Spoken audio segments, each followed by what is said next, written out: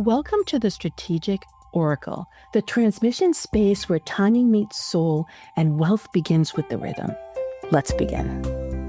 So, the top 3 secrets that you want to know, and it's really going from 7 figures to 9 figures, but I am going to say going from 6 figures to 9 figures, because what you need to get to that first 100,000, that second 100,000, that third 100,000 is everything, right? You need every single skill. And I'm laughing because there's so much stuff that you need to know and do. You need to, figure out that you're a business owner. You need to figure out how to run a business. You need to figure out how to sell. You need to figure out technology. You need to figure out, hiring that first person or two. I mean, there's just so much vertical growth that you go to get to that mid 6-figure range, right? And I always say to people that it takes just as much work to go from $400,000 or $500,000 to $1 million than it does to go to $1 million to $10 million. And that is exactly true. However, the secrets to actually getting to that wealth. Now, some people get uncomfortable when I talk about wealth because I have a lot of intuitives in my world. I've got some very noble people. I've got some people that have said, I'm really all about the impact and I'm about helping others and, I want to make people's lives better and all the things. And I always lean in and say, yes. And when you think about it, if you can't reach people, then how much impact can you actually make? The people who want to have the lifestyle businesses that are beautiful, by the way, the people that want to have, I love my business that's, the $75,000 to $150,000 range. I adore you. And yet you're probably going to listen to me a little bit, and you might listen to me because you love the astrological piece or you like the rituals that I do. Beautiful. But the people who really lean into this world, who really lean into my space, are the ones that are saying, you know what? I have this vocation, this calling, this deep, deep, deep soul desire to really reach a lot of people. And what I say is that, yes, and that's going to require some transformation because it's going to require some change. It's going to require some alignment, and it's going to require some precision. So the core of my work is all about power. Power to show up and talk to a lot of people. Power to say yes to your own brilliance. Power to stop hiding. So power is where energy meets action. And you want to make sure that your energy is aligned so that you're not burning yourself out. You want to make sure that you know how to fill yourself up. You want to make sure that you know how your power works in that way. And you look at your capacity. There are some people that are so good at building teams that it doesn't take any energy or effort. There are some people that are so amazing with technology. And so coming up with systems and platforms is a snap. There are other people that are just natural on stages and they love to speak and they just exude and command the audience and they can teach, they can guide, and that's where their magic comes out. There are others that are really successful and amazing service providers because they do things in finance or accounting or things in marketing and digital media. And those are all really wonderful to have as skill sets. But also when they're a strength, that's when you can lean on them more. And then when you like to do it and you actually gain energy from doing it, then your capacity increases. On the flip side, the actions that you take. Are you making sure that your metrics for social media or PR actually work? Are you tracking your open rates for emails, like blah, blah, blah, blah, blah? There's a precision there. I'm talking numbers and I'm talking metrics because there's a precision there. So the secrets to creating wealth for impact, they are involving this foundational layer that I just laid down. The power is where energy meets action. I always talk about the feminine and the masculine. Yes. The first secret is the money is in the mundane. And when you think about money in the mundane, those of us, hello, fellow intuitive visionaries, creative superstars too, like those of us who love to create, who have ideas just dropping out of the ether, and there's something new and it really feeds our energy and we get so much lift out of it. This sounds terrible. Money is in the mundane. Snooze fest, right? For loving alchemists, for wise strategists, for very different reasons, this is something that sounds really good that you can lean into. Wise strategists, linear, proven, data-driven, performance is measured, you get your ROI. It makes so much sense. So perfect. I don't really have to explain anymore for you, right? For the loving alchemist, the reason why it feels so good to hear is because then they can get deeper. They can do things with the small groups. They can really build something with that intensity and that power that they love to do, and they can repeat it. So that feels really good. Now, again, I talked about the intuitive visionaries and creative superstars. No bueno. But then when you look at the collaborative explorers and the ruling warriors, there's something that is good in here. So I'd say that this was more moderate, right? So it's super positive for wise strategists and super positive for loving alchemists. They're not really great for the intuitive visionaries and for the creative superstars, but moderate. Like there's that moderate range for the collaborative explorer and for the ruling warrior. And why? Because there is something growth-oriented for the ruling warrior. So great, I can count on this. I can have it stable. I can mechanize it or automate it in some way. I can delegate it to a team member. They can run it, and I don't really need to get involved. That feels really good. But the collaborative explorer, for different reasons, it gives me the potentiality of knowing that I don't have to do so much on the sales perspective or that attraction for people to coming in. I can really have this mechanism and this strategy here and have this methodology here that is finite and is set, and then I can teach other people it. I can get other people involved. They can be more collaborative about it. It will give me more space and more ability to be in more rooms and to network, and I can teach people this one thing, right? So the money is in the mundane. It lands differently with the different signatures. Again, energy meets action. That is the power creation. So what's the next secret? It is mind-boggling, everybody, because the same strategies are involved whether your target is $1 million, $10 million, or $100 million. However, the vehicles are different, but the strategies are the same. So your strategy for client acquisition, for qualified leads, for any outreach campaign you have, you can literally replicate that all and have that be the basis for you. Then when you think about, do I want to quote unquote scale to get that 1 million to the 10 million? You can only if you are aligned with your energy. So if part of your model is speaking engagements, for example, you want to make sure that you are an intuitive visionary, a ruling warrior, or maybe a creative superstar, depending on what stages you're on. Notice how I didn't say collaborative explorers or wise strategists or loving alchemists. Loving alchemists, you're not going to get to $10 million because your rooms are too intimate and too small. With this speaking strategy, you're going to get there a different way. For the collaborative explorer, unless you're running panels and unless you're scaffolding your influence from a celebrity making, if that's in flow for you, you can do it, but it's going to involve other people. And that's great. There's no downside to that. It just has to involve other people. The wise strategist, there's no speaking in here for you. It just doesn't float your boat. It's just not something you really want to do. What would be good for you? Thought leadership. Having your own podcast, having your own Substack.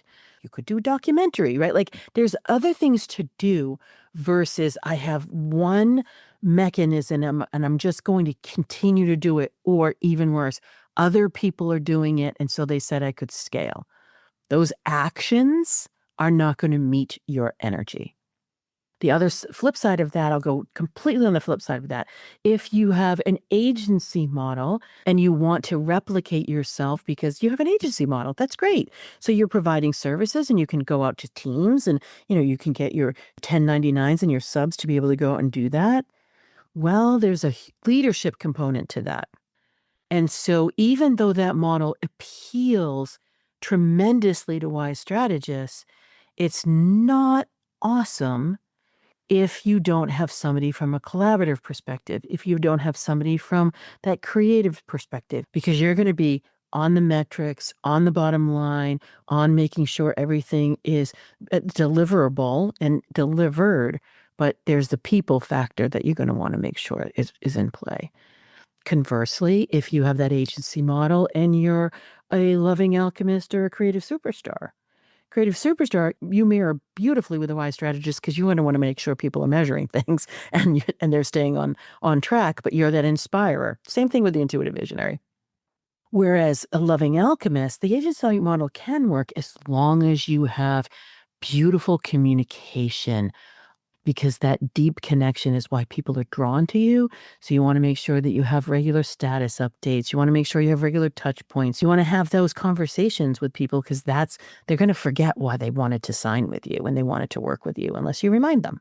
So that strategy model must match your energy or it's going to be too heavy from that 1 to 10, anywhere in there.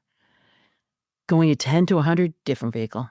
Absolutely 100% different vehicle. You're going to be looking for more collaborative, more joint ventures, being able to invest capital. Like there's an investment strategy that comes with that isn't you lifting the entire car. So as long as you know that, beautiful. And then those strategies that you've employed to be able to get from that 1 to 10, those similar things are going to work. Again, aligned with your own energy. Is it more that collaborative? Is it more that inspiring bigger groups? Is it more that attaining more celebrity status and some more influence? Or conversely, is it making really good licensing and certification programs? See how it's completely different? And it's not all the things, because you want to make sure that you're not left behind, because the third secret is, I think, the most important. I didn't do it first because I needed to lay some groundwork with you. But that third secret is, and this is from Billionaires Making Billions of Dollars, it is only 20% strategy and it's 80% mindset. Isn't that a kicker? So you get your mind sorted and you get your energy and your power. You know how that flows and you know how to retain yourself in times where things are in flow and in times where things are in overwhelm. You've got the ball game. So imagine you're in a room and you're making a deal or you're selling a product that's $1,000, $5,000, $10,000. You get used to it. It's easy peasy. Then think about what it takes to sell something that's $100,000, then $250,000. What about $1 million offer? $1 million offer. And it's not you delivering to someone for an entire year and pouring a bunch of everything in there. That's not scalable. You're not going to get $100 million on that. Amazing if it could be a day or a week or something that you don't even really have to lift that heavily to deliver. Imagine that. This is why those vehicles shift. But think about having the conversation to tell somebody, oh, that offer, it's only $1 million and it's for one day. Mindset. It's really opening up your mind to say yes to that and then not letting it fall into imposter syndrome or, gaslighting yourself to hollow you out or rationalizing so you don't have to show up. Oh, no one would pay that. Oh, the economy is in a downturn. Oh, AI is taking over everything. Oh, that's ridiculous. Wealth. Oh, that's so selfish. That's what have you, what have you, what have you. Nope. That's just your mind rationalizing nothing. It's a judgment that you have. It's a limiting belief that you have. Okay. That's okay. As if you're still hanging in here with this conversation that we're having in this podcast episode, then you recognize that, there's something here about this impact conversation. There's something that I know I've been born to do. There is just a bigger influence, a larger conversation, a ripple effect of a movement, a shift of a paradigm, a disruption in the marketplace. Yes, Kim, I was born for that. Yes, I really am yearning for that. That's a desirous state that I have. But it's in a dream scenario somewhere, and I don't quite have the steps and the mechanisms and the strategies to know how to do that. Okay, sorted. We can do that.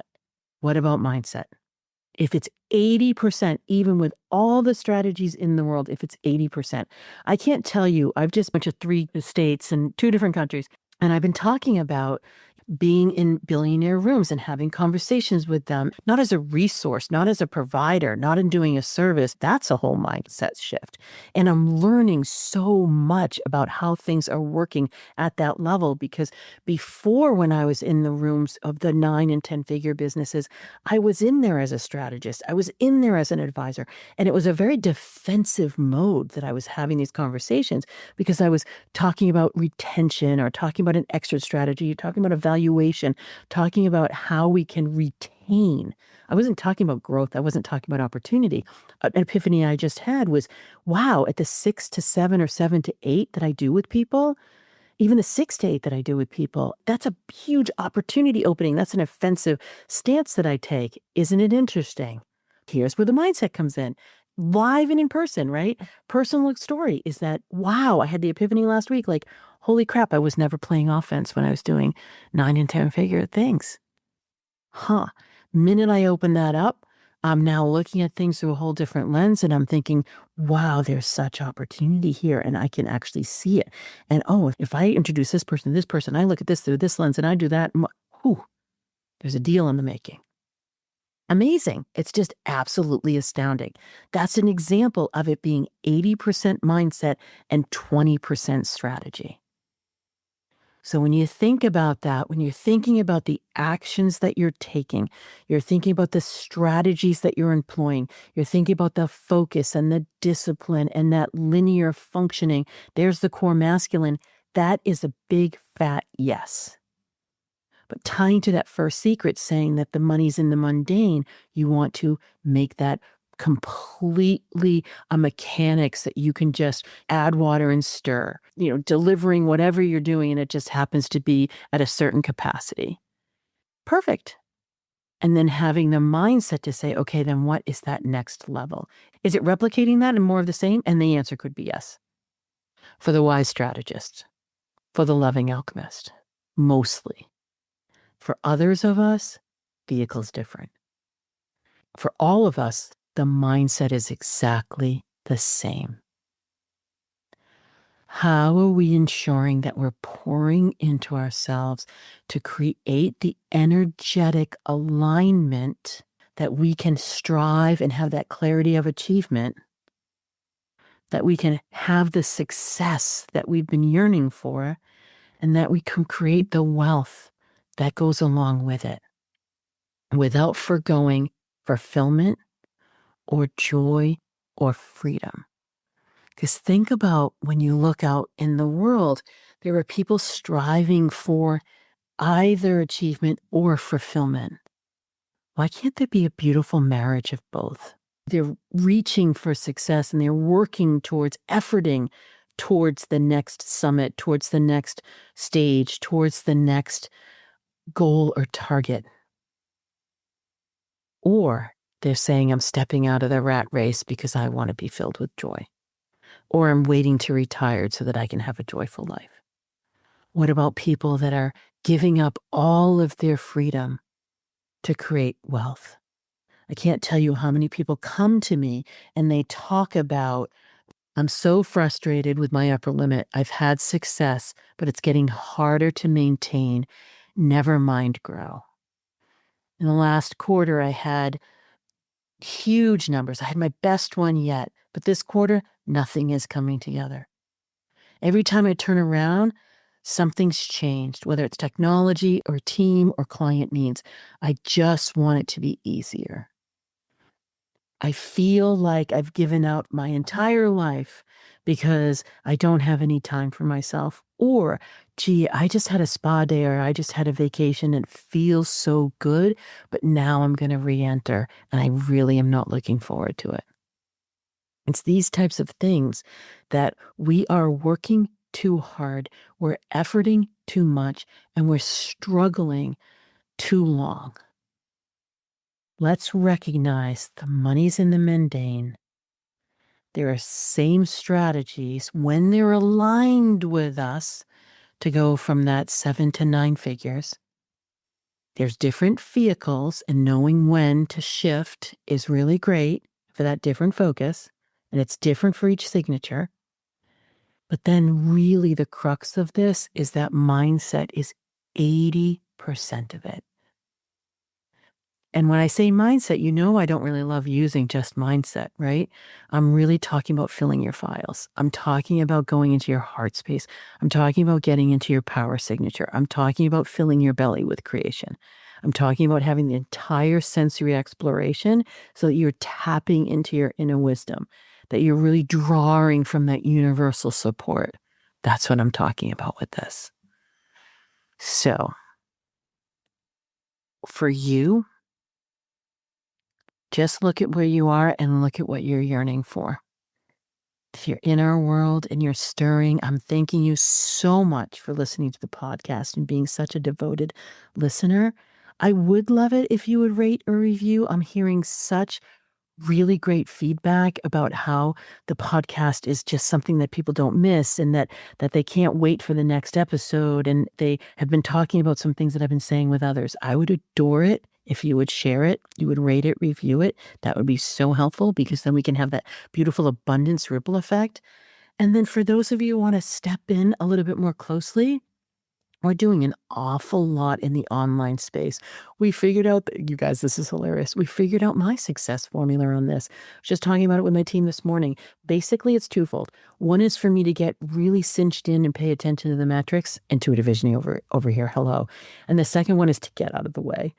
The team's doing a much better job than I ever could. But it's really super exciting. If you want that more playful fun and you want to just be stirred and motivated, inspired, hop onto Instagram at Kim Wood's channel. We're doing great things over there. But if you want to step in a little bit more with the more methodology and the more strategy and the more business orientation, hop onto LinkedIn. As always, I thank you so much for listening. And I do thank you for sharing with friends.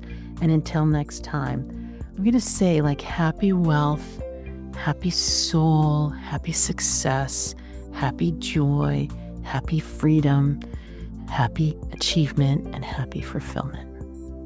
You've been listening to the Strategic Oracle, where success isn't scaled from speed, but from soul. If this stirred something real, follow it.